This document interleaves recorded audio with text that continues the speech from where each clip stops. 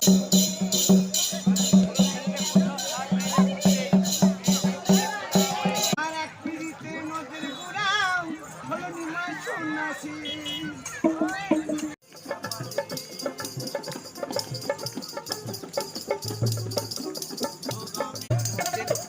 হচ্ছে একটু করে নাচি কিন্তু এখানে। নমস্কার বন্ধুরা, আজ বেরিয়ে পড়েছি এই শীতের সকালে একটা সুন্দর গন্তব্যে। তো সেই গন্তব্যটা হচ্ছে সকলের প্রিয় কবিগুরু রবীন্দ্রনাথ ঠাকুরের সেই স্মৃতিবিস্মৃত জায়গা শান্তিনিকেতন।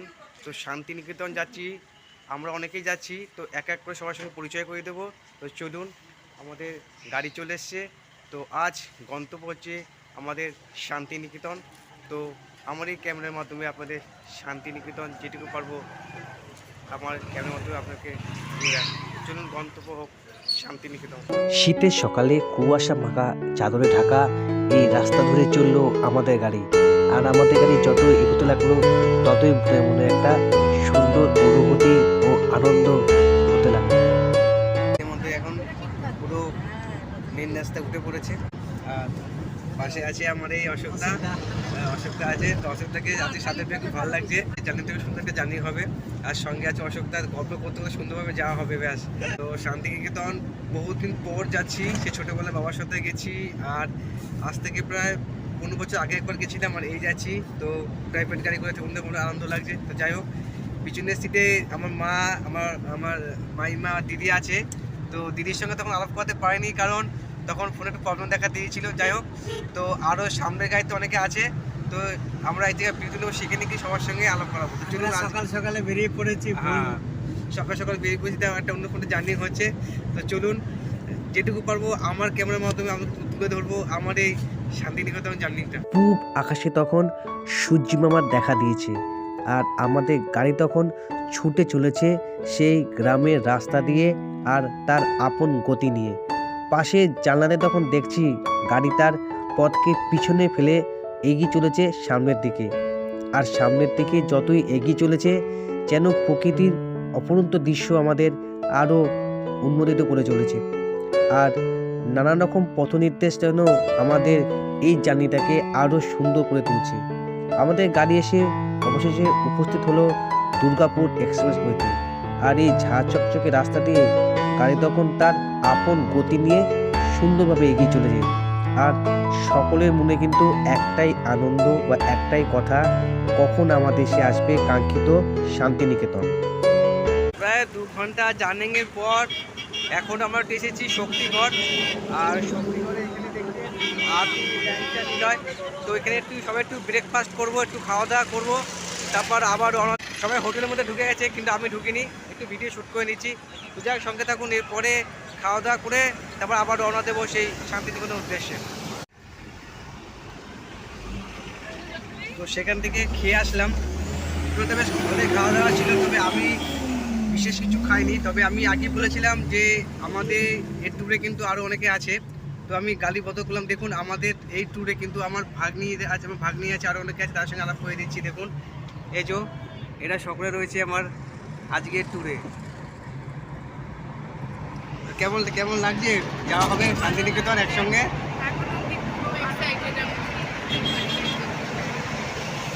তো আমরা সকলে কিন্তু খুব একটা আনন্দিত যে একসঙ্গে সকলে মিলে যাচ্ছি। এরকম মানে খুব কমই আমাদের হয়েছে যে একসঙ্গে সবাই মিলে একটা দূরে মানে প্ল্যান করা, ঘুরতে যাওয়ার।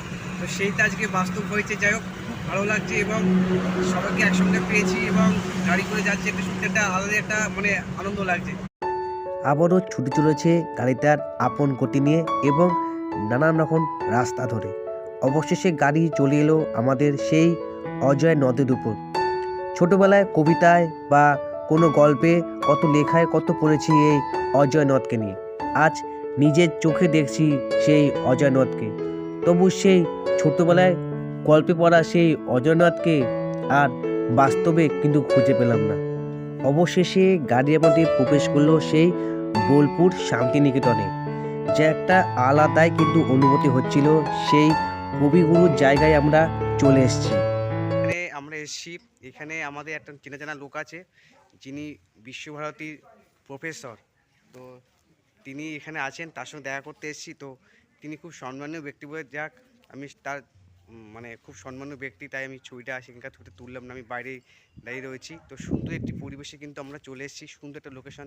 সত্যি যে লোকে পড়ে শান্তিনিকেতন, তো এখানে এসে সেই সত্যি একটা শান্তির যে নীরবতা, সেটা কিন্তু এখানে এসে খুব মানে আমি অনুভব করছি। সত্যি এটা শান্তিনিকেতন, তো এখানে সত্যি এখানে শান্তি সর্বদা বিরাজ করছে। ছিলাম আমরা এখানে অনেকজন গ্রুপ মিলে এসেছি, এই যে আমাদের 3টে গাড়ি। তো চলুন এখন আলাপ করিয়ে দিচ্ছি আমার বৌদির সঙ্গে এবং বৌদি বাবা মার সঙ্গে। তারাও এসেছেন, তারা কিন্তু এখানে কিন্তু প্রায় 2 ঘন্টা আগেই চলে এসেছে, কারণ তাদের গাড়ি অনেক আগে ছেড়েছিল। তো যাই হোক চলুন আমার আমার বৌদি আর আমার বৌদি বাবা মার সঙ্গে আপনাদেরকে একটু আলাপ করিয়ে দিই। আচ্ছা, এই যে হচ্ছে আমার মেজো বৌদি, আর এই যে হচ্ছে আমার মেজো বৌদির মা, আর এই হচ্ছে আমার মেজো বৌদির বাবা। তো তারাও এসছে। তো বৌদি বলো তোমার কেমন লাগছে, বলো এসে এখানে? ভালো লাগলো। ভালো লাগছে। আপনাদের কেমন লাগছে? ভালো লাগছে। ভালো লাগছে। তো অবশেষে আমার কাছে এলো আমার ভাইপো, কারণ ওরা অনেক আগেই এসে পড়েছিল এখানে, আমাদের প্রায় 2 ঘন্টা আগে। আমরা প্রায় 2 ঘন্টা পরে প্রায় 11টার সময় এসে পৌঁছেছি। তো ভাইপো একটু অন্য সাইডে ছিল, আমি জামা প্যান্ট চেঞ্জ করে আসলাম, আর ভাইপোকে পেয়ে গেছি আমার সঙ্গে। তো আমার সব থেকে ভালো লাগছে যে ভাইপোকে পেয়ে গেছি আমার সঙ্গে, আর আমার শান্তিনিকেতনে ঘোরাটা আরও সার্থক হলো, তাই তো? হ্যাঁ নিশান, যাই হোক তো সঙ্গে থাকুন। যেটুকু পারবো আমার এই ক্যামেরার মাধ্যমে তুলে ধরবো, কারণ আমার শান্তিনিকেতনের সম্বন্ধে কোনো মানে এসেছি অনেকবার, কিন্তু অত আমার ইতিহাস জানা নেই। তো আমি আমার মতন করে তুলে ধরছি এই শান্তিনিকেতন আমার ক্যামেরার মাধ্যমে। এই শান্তিনিকেতনে এসে আমি এখানে যে এসে এতটা আপ্লুত যে আমি বলে বোঝাতে পারবো না, কারণ এখানে এসে এখানে যে প্রফেসর, তার হাতে আমি এই সুন্দর একটা উপহার পেলাম। এই উপহারটা আমার জীবনে একটা মনে করি একটা সবথেকে সেরা মুহূর্ত, কারণ এখানে এসে যে আমি এত সুন্দর একটা উপহার পাবো এই প্রফেসরের হাত থেকে, ওনার হাত থেকে পেয়ে আমি নিজেকে ধন্য মনে করছি। তাই আমি খুব আপ্লুত, এবং আমি পাইনি, অনেকে পেয়েছে। আমি যখন পুরস্কারটা পেয়েছি সেটা আমি কিন্তু ক্যামেরায় ক্যাপচার করতে পারিনি। তার কিছু ছবি আমি ভিডিও দিয়ে মানে দেখিয়ে দেবো আপনাদেরকে। এই হচ্ছে আমার বরটি, তার হাতেও সেই সুন্দর উপহারটি তুলে দেওয়া হয়েছিল। আর এই হচ্ছে আমার ভাইপো, তাকেও দেওয়া হয়েছিল। আর আমার মেজদা, তাকেও সেই সুন্দর উপহারটি তখন তুলে দেওয়া হয়েছিল, এবং ঘরে তখন সেই মুহূর্তে একটা সুন্দর সেই মুহূর্তগুলি আমরা সবাই উপভোগ করছিলাম। আর আমার এই বড় জাইমু, তাকেও দেওয়া হয়েছিল সেই উপহারটি। আর এই হচ্ছে আমার মা আর আমার মাইমা। তো এখন যাচ্ছি এক জায়গায়, আর পাশে এই যে মা আর মাইমা আছে। তো মা বলো কেমন লাগছে, বলো তোমার ঘুরে বলো। খুব ভালো লাগে। যাক, মাকে নিয়ে আসতে পেরেছি, এইটাই আমার কাছে অনেক। যে কোথাও গেলে মা যদি আমার সঙ্গে থাকেন, আমার খুব খুব ভালো লাগে যে মা আমার সঙ্গে আছে। তাই মাকে নিয়ে আসতে পেরেছি শান্তিনিকেতনে, আমার যে খুবই একটা মানে আনন্দ হচ্ছে। আবার আমাদের গাড়ি এগিয়ে চলল তার পরবর্তী গন্তব্যের দিকে। আর পরবর্তী গন্তব্যের দিকে এগিয়ে যেতেই পথে পড়ল এই সুন্দর রিসর্টটি। রিসর্টটির ভিতরে ছিল এক সুন্দর পরিবেশ, বেশ মনোরম পরিবেশ, বেশ সুন্দর লেগেছিল আমাদের সকলে। এখানে থাকা এবং খাওয়ার ব্যবস্থা আছে। তো আজকে দুপুরে খাওয়া আমরা এই রিসর্টেতেই করব। তো আমরা এসেছি এই অরণ্যক রিসর্ট অ্যান্ড রেস্টুরেন্টে, এখানে এখন খাওয়া দাওয়া করবো। তো অনেক বেলা হয়ে গেছে, যাই হোক বেশ সুন্দর একটা পরিবেশে মানে সুন্দর একটা রেস্টুরেন্ট। তো এটা সামনে শ্রীনিকেতনে যাওয়ার পথে এটা পড়বে। তো যাই হোক আজকে দুপুরে আহারটা আমরা এখানেই সারবো। এতে পাচ্ছি সবাই রেডি হয়ে গেছে খাওয়ার জন্য, সবার কিন্তু খুব খুব খুব খিদে পেয়ে গেছে। যাই হোক তো এখানে বেশ সুন্দর, বেশ চলুন ভিতরে প্রবেশ করা যাক। আশা করছি এখানে খাওয়া দাওয়া কিন্তু খুব সুন্দর জবরদস্ত একটা খাওয়া দাওয়া হবে।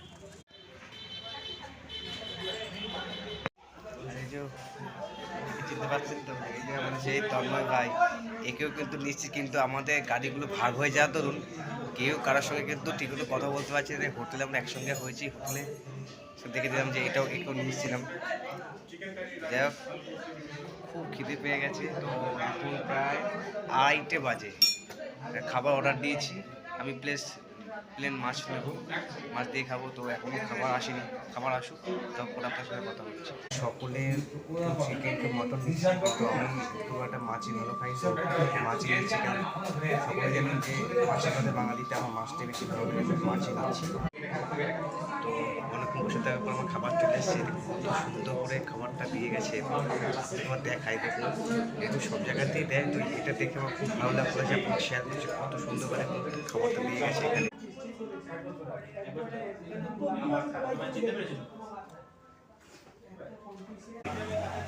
মাকে নিয়ে আর ভাইপোকে নিয়েছি আর ফোন দিয়েছি আমার বৌদি, ঠিক আছে? এটা বৌদিকে বুঝতে পারছি না, সুন্দর একটা সুন্দর মনোরম পরিবেশে আমরা খাওয়া দাওয়া শেষ করলাম, একটা ফটোশ্যুট করছি। এবার আমরা আমাদের পূর্ণ গন্তব্যে যাবো। এখানটা ওই 2 ঘন্টা।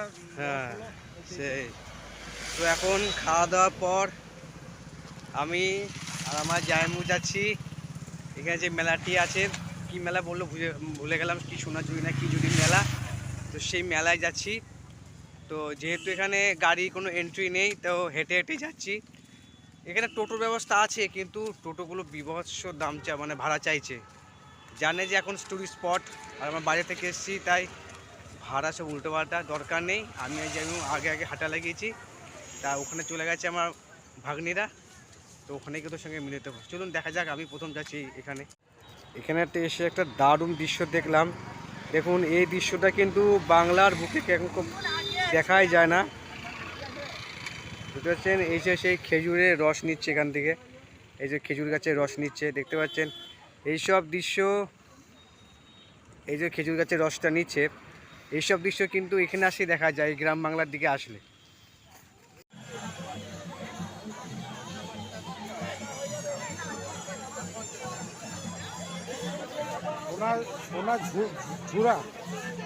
আমরা চলে আসলাম সেই সোনাঝুরি হাটে। আর যেটা জানতে পারলাম, এই যে গাছটা দেখতে পাচ্ছেন, এই গাছটার নাম অনুসারে কিন্তু এই মেলার নাম হচ্ছে সোনাঝুরি গাছ। মানে এই গাছটা দেখতে পাচ্ছেন, এটা হচ্ছে সোনাঝুরি গাছ। আর এই গাছের নাম জন্য এই গাছের নাম থেকে তৈরি হয়েছে এই হাট। আছে কত বড় হাট, আমি জীবনে প্রথম আসলাম এই সোনাঝুরি হাটে। খুব সুন্দর একটা হাট, শিবচার আর গ্রাম্য পরিবেশে একটা হাট, দুর্দান্ত একটা লোকেশনে এসেছি এখন আমরা।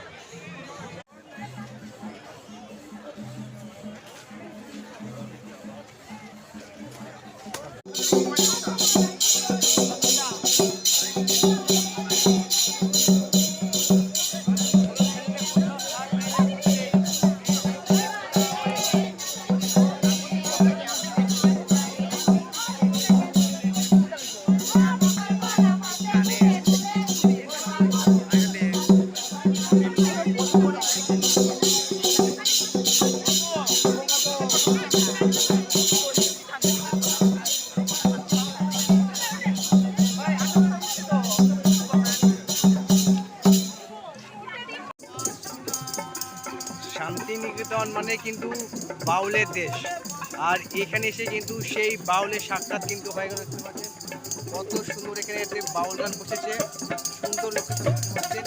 মনে হচ্ছে একটুকুনি নাচি, কিন্তু এখানে আশেপাশে কেউ মানে কাউকে পাচ্ছি না যে ক্যামেরা ধরাবো, এখানে নাচতে পারছি না। কত সুন্দর একটা বাউল দেখতে পাচ্ছেন।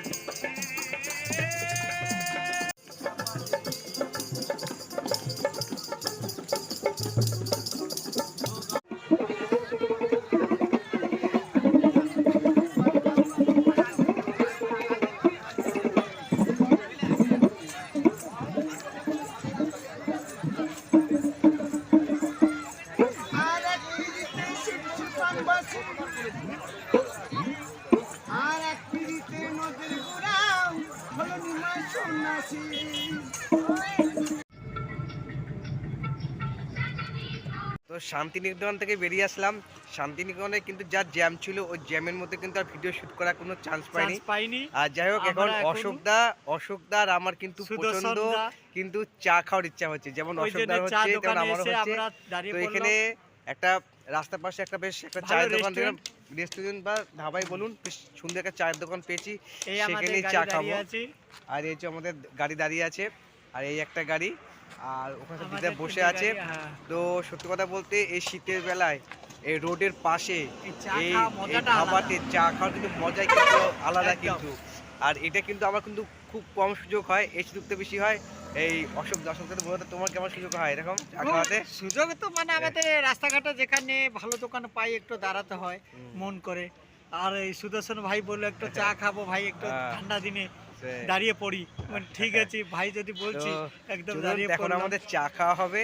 তো এরপরে কিন্তু আমাদের স্টপেজ হবে কিন্তু শক্তিগড়।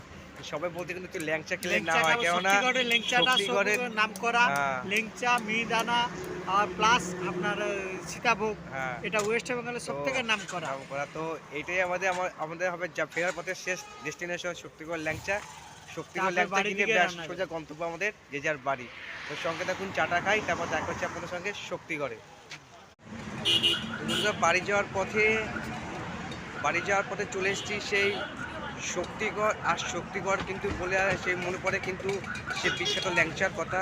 তো এখন চলে এসেছি, দেখতে পাচ্ছেন শক্তিগড়ে আমি ল্যাংচা হোম। তো শক্তিগড়ের এই দোকান থেকেই ল্যাংচা কিনবো, তারপর এই ল্যাংচা কিনে বাড়ির পথে রওনা দেবো। তো আজকে ভিডিওটা কিন্তু আমি এখানেই শেষ করব। তো আজকে ভিডিওটা এখানেই শেষ করবো, কারণ ভিডিওটা অনেক বড় হয়ে গেছে। তাই এই ছিল আমার শান্তিনিকেতন ঘোরার একটা ছোট্ট ব্লগ। তো ল্যাংচা কিনবো, ল্যাংচা খাবো, টেস্ট করবো, তারপর চলে যাবো বাড়ি। তো আজকের ভিডিওটা এখানে শেষ করছি। দেখা হচ্ছে নেক্সট ভিডিওতে। ফোনে ভালো থাকবেন, টাটা।